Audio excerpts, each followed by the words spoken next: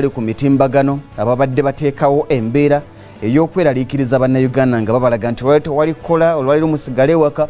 Unfortunately nti ababadde bakulembeddemu enteekateeka eno bali wabweru wa ggwanga erya Uganda, of which kibadde ekizibu nnyo coordinating enteekateeka yaabwe nga tebali mu ggwanga erya Uganda. Tewabaddewo mu Uganda abakulembera, naye olunaku olw'eggulo ng'ennaku z'omwezi kiraga nti kyafuluma nga 21 naye kyasaasaanya lunaku lwaggulo memo oba ekiwandiiko okuva mu kibiina kya National Unity Platform olw'ensonga nti bano ababadde bakulembeddemu okukuyega babadde beerimbise nga balaga nti ba kibiina kya National Unity Platform, wabula baafulumiza nga bagamba nti from management to all NUP party leaders subject to lockdown strike on social media.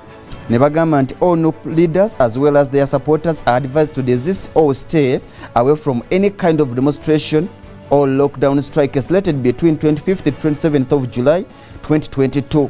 It has come to our attention that various NUP social media platforms or accounts are masquerading as NUP supporters in diaspora and are passing on this information to our supporters about a strike and are advising Ugandans to avoid work and stay at home during that period. That is 25th to 27th of July. Okutandika n'olwaliro. Please be advised that the party has no plans of organizing or participating in any kind of mass lockdown strike that will disrupt Ugandans' day-to-day routines. Any leaders or supporters participating in this strike will do so at their own risk and will face different action.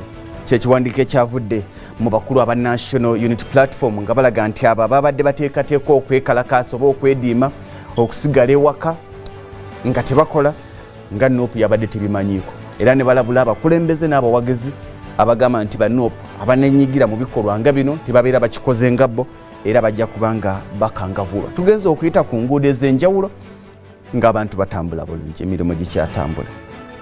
Byonna mu byonna ojja bisanga ku BBS telefine yaffe okwongera okuba tooki leero butya bwe luli nga tukomyewo wano ne bwenkera ku makya nenta amasimu essaawa eno nga njagala amasimu 10 okuva mu bannayuganda ne mbabuuza nti oli content